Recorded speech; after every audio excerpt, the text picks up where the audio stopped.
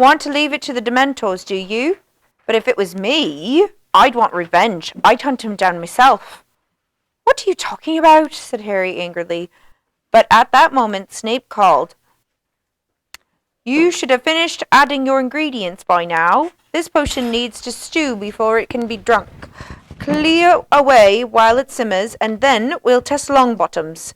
Crabbe and Goyle laughed openly, watching Neville sweat as he stirred his potion feverishly. Hermione was muttering instructions to him out of the corner of her mouth so that Snape wouldn't see. Harry and Ron packed away their unused ingredients and went to wash their hands and ladles in the stone basin in the corner. What did Malfoy mean? Harry muttered to Ron as he stuck his hands under the icy jet that poured from a gargoyle's mouth. Why would I want revenge on Black? He hasn't done anything to me, yet. He's making it up, said Ron, savagely.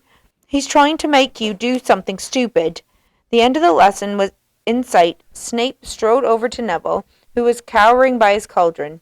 Everyone gather around, said Snape, his black eyes glittering, and watch what happens to Longbottom's toad. If he has managed to produce a shrinking solution, it will shrink to a tadpole. If, as I don't doubt, he has done it wrong, his toad will likely be poisoned. The Gryffindors watched fearfully. The Slytherins looked excited. Snape picked up Trevor the toad in his left hand and dipped a small spoon into Neville's potion, which was now green. He trickled a few drops down Trevor's throat. There was a moment of hushed silence, in which Trevor gulped. Then there was a small pop, and Trevor the tadpole was wriggling in Snape's palm.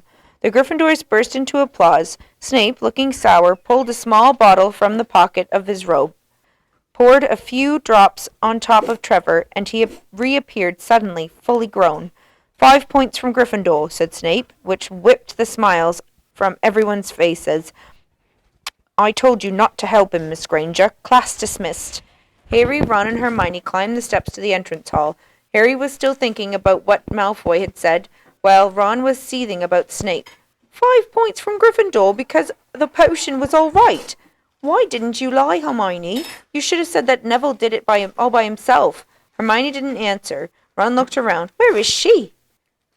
Harry turned too. They were at the top of the steps now, watching the rest of the class pass them, heading for the great hall and lunch. She was right behind us, said Ron, frowning. Malfoy passed them, walking between Crabbe and Goyle. He smirked at Harry and disappeared. There she is, said Harry. Hermione was panting slightly, hurrying up the stairs. One hand was clutching her bag. The other seemed to be tucking something down the front of her robes. How did you do that? Said Ron. What? Said Hermione, joining them. 1 minute you were right behind us. The next moment you were back at the bottom of the stairs again. What? Hermione looked slightly confused. Oh, I had to go back for something. Oh, no. A seam had split on Hermione's bag. Harry wasn't surprised. He could see that it was crammed with at least a dozen large and heavy books. Why are you carrying all these around with you? Ron asked her. You know how many subjects I'm taking, said Hermione breathlessly. Couldn't hold these for me, could you? But Ron was turning over the books she had handed him, looking at the covers. You haven't got any of these subjects today? It's only Defense Against the Dark Arts this afternoon. Oh, yes, said Hermione vaguely, but she packed all the books back into her bag just the same. I hope there's something good for lunch. I'm starving, she added, and she marched off towards the great hall. Do you get the feeling Hermione's not telling us something?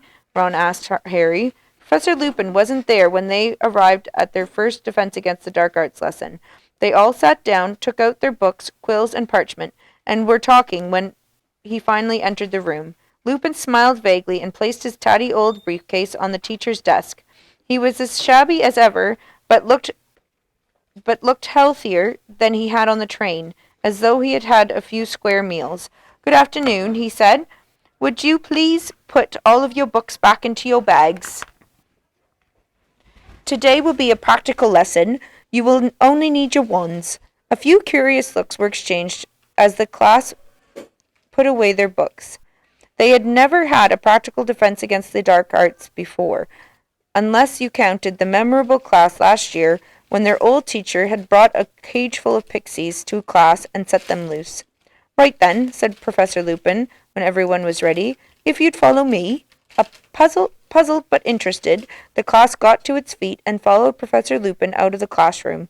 He led them along the deserted corridor and around a corner, where the first thing they saw was Peeves the poltergeist, who was floating upside down in midair and stuffing the nearest keyhole with chewing gum. Peeves didn't look up until Professor Lupin was 2 feet away. Then he wiggled his curly-toed feet and broke into a song. Loony Lupin, loony, loony Lupin, Peeves sang.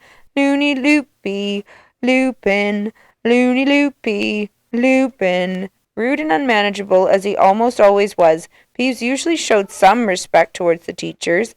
Everyone looked quickly at Professor Lupin to see how he would take this. To their surprise, he was still smiling.